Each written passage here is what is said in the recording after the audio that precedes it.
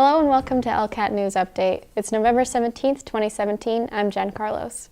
A public hearing was on the agenda for Tuesday's Town Council meeting so residents could weigh in on the proposed zoning bylaw to prohibit the cultivation and sale of recreational marijuana in East Longmeadow. Okay. Starting with 3.01, prohibited use, general use, recreational marijuana, marijuana not medically prescribed by a licensed physician, including all marijuana cultivators, marijuana testing facilities, marijuana product manufacturers, marijuana retailers, or any other types of licensed marijuana-related businesses. To see if the Town Council will vote to amend the zoning bylaws of the Town of East Longmeadow by amending Section 8 definitions to include the following.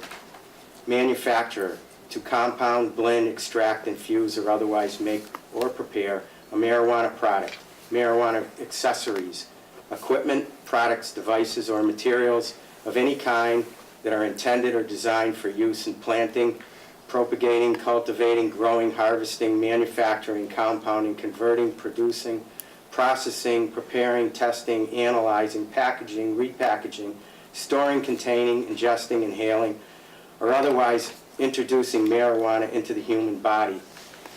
Marijuana cultivator, an entity licensed to cultivate, process, and package marijuana, to deliver marijuana to marijuana establishments and to transfer marijuana to other marijuana establishments, but not to consumers.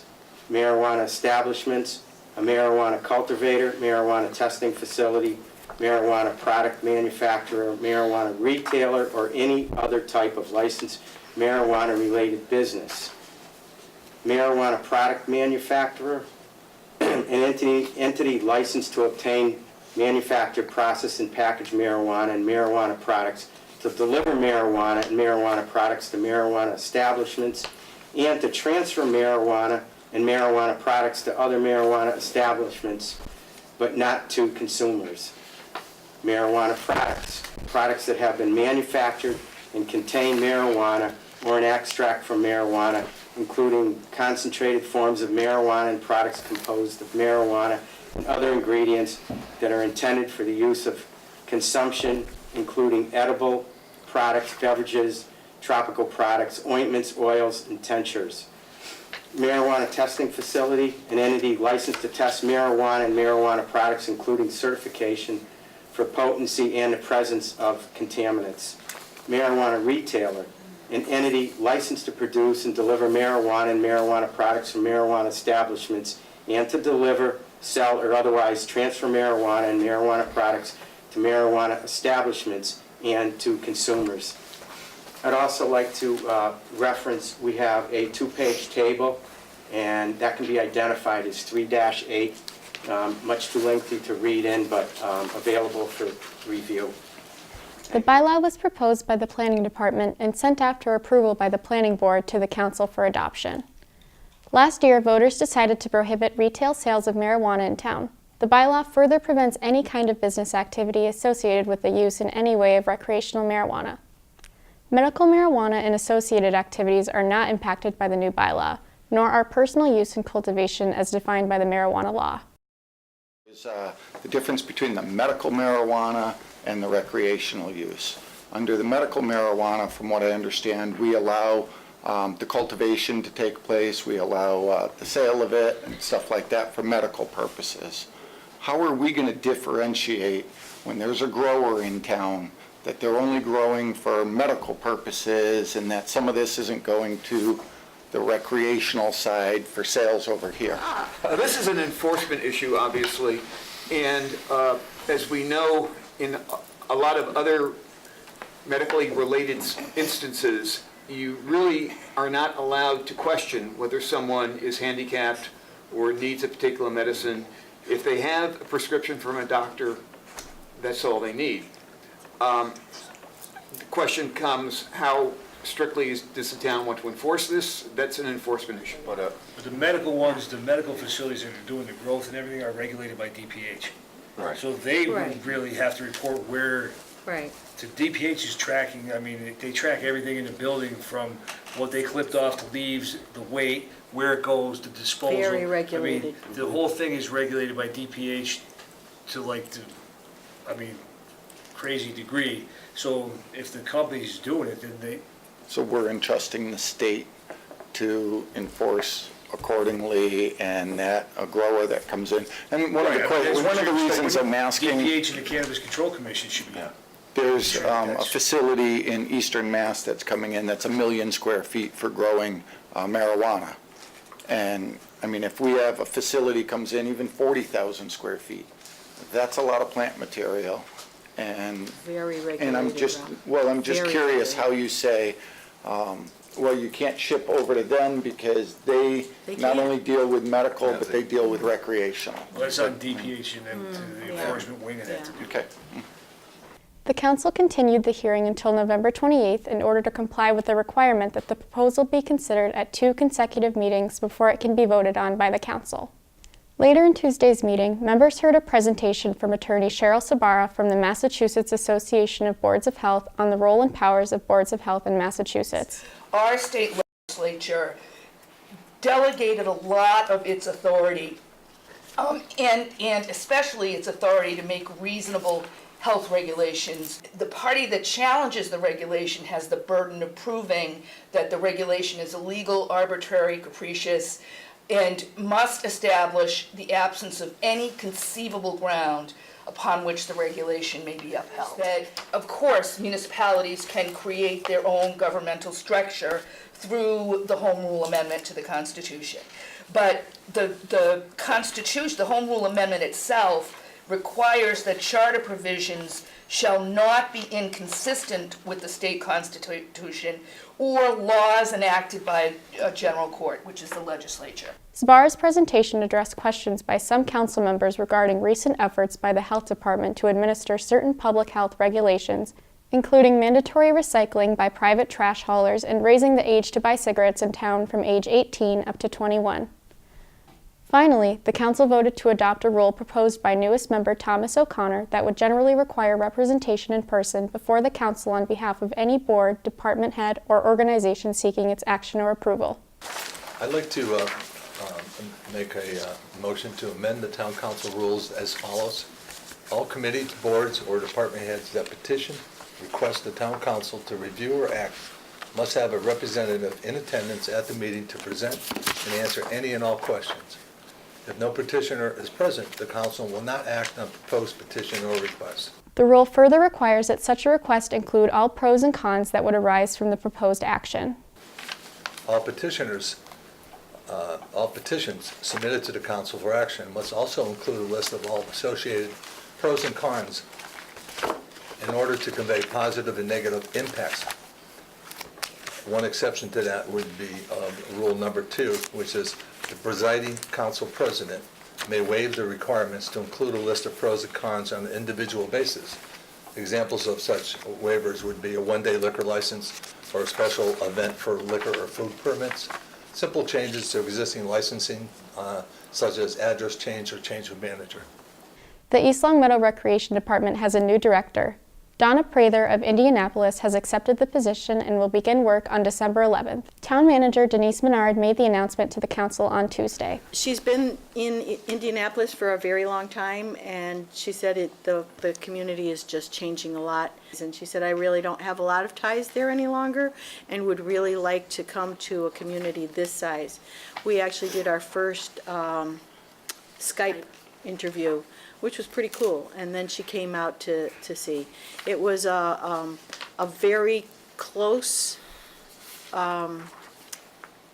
process between two very, very qualified people.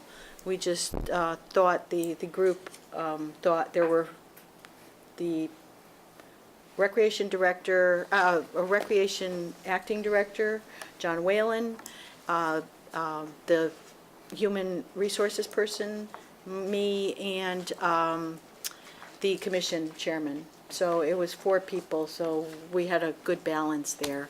And they really felt that she could address the needs of the community, and she's excited to come on board.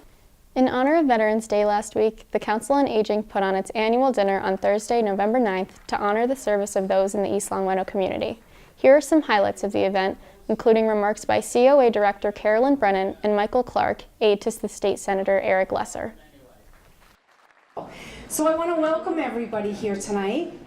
From all of us at the Council on Aging, we hope that this night will appropriately express our gratitude for your sacrifice, for ensuring our safety and our freedom, and for your love and respect for this country. Your service, whether in a theater of war or protecting our homeland, is invaluable, and you represent what's best about America. You've led by example in demonstrating that service to our nation is among the most sacred duties that each of us carry as a citizen. And while in Massachusetts we are and should be proud of the work we've done to protect and honor our veterans, I think we can all agree that there is always more to do. I just want to again say thank you for your service. Thank you for having me here tonight. And Senator Lesser continues to wish you well and hopes that you keep in touch with us. Our office is right down the road on Shaker Road, and we have monthly office hours here at this center with our District Director, Joel McAuliffe. So we're certainly no stranger to East Long Meadow, to veterans in East Long Meadow, and we look forward to seeing you all very soon. Thank you. With the arrival of cold weather and the holidays coming up, people are firing up those wood stoves and fireplaces. Here's East Long Meadow Fire Department Fire Prevention Officer Chris Beecher with some timely reminders about heating safely with wood fuel.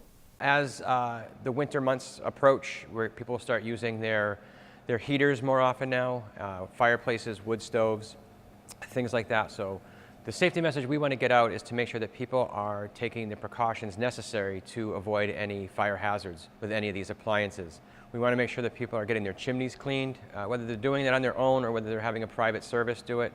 It's really important to make sure that the chimney has been cleaned. What happens with wood-burning stoves, fireplaces, and pellet stoves is you get a buildup of creosote as you burn throughout the year. And what that is as the smoke goes through the chimney, it cools, and moisture and condensation get in there, and it creates a hard, crusty surface, and that's called creosote. What that does is, as it builds up over time, is it blocks the passageway for the smoke to properly leave the chimney. And what happens then is if that smoke can't get out, it doesn't vent properly, and therefore you could have a chimney fire, which could either be confined to the chimney itself or eventually, if it burns long enough, could get into the walls of the home behind the chimney. Make sure you're using good seasoned wood. What happens if you use fresh wood, it's still got some moisture buildup in there, and that's where we get the creosote buildup. So good seasoned wood, definitely for your fireplace and your wood burning stove. And probably one of the most important things is to make sure that your smoke and carbon monoxide detectors are up to date. Make sure that you've tested them once a month as recommended. Your batteries have been replaced at least every year. And the carbon monoxide is a really important one, because if you have that fireplace or the wood stove or your oil burning furnace, all of those emit carbon monoxide, and it's really important to have those alarms in place to help you detect it if there is any carbon monoxide in the home. More news in fire safety. The East Long Meadow Fire Department and the American Red Cross are teaming up to install free smoke alarms on December 15th. Here's Chris Beecher again to explain more about the program.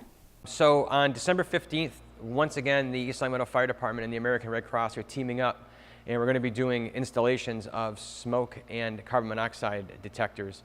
So basically, if you live in town, your house was built before 1975, and your smoke detectors are 10 years or older, you can call the fire department at 525-5430, extension 2106, and you can make an appointment on December 15th between 10 a.m. and 4 p.m., and the Red Cross and a firefighter will come out and install new smoke detectors in your home. The East Long Meadow DPW and police departments are alerting residents that starting this Monday, November 20th, road construction for water main replacement will begin at the intersection of Benton Drive between Chestnut and Maple Street. Crews will begin cutting pavement on Tuesday prior to starting excavation the following Monday, the 27th. Police Chief Jeffrey DeLessio says that crews expect to keep traffic flowing throughout the project, but that the traffic will be reduced to one lane at some points, and that residents should plan to allow additional time to move through the construction zone during the project. The town's Youth Safety Committee will hold a community night on Thursday, December 7th at 6 p.m. in the Birchland Park School Auditorium. Presentations by the East Long Meadow Police Department, the Hampden County District Attorney, healthcare professionals, and the Springfield Department of Health and Human Services will address the opioid epidemic and their associated issues of the substance abuse and addiction. The event will include breakout sessions on a variety of topics. The public is strongly encouraged to attend, especially parents and older school students. The event is free and no registration is required. Again, that's Thursday, December 7th at 6 p.m. in the Birchland Park Middle School auditorium. Finally, Paula Kastner held a workshop at the East Longmeadow Library on Monday titled Healthy and Allergen-Free Holiday Baking to teach residents how to revamp classic holiday recipes to make them healthy and allergen-free. Attendants were encouraged to bring in a recipe of their own to learn how to substitute ingredients to create desserts which were not only healthier but tasted delicious. That's it for this week's edition of LCAT News Update. I'm Jen Carlos. Thanks for watching.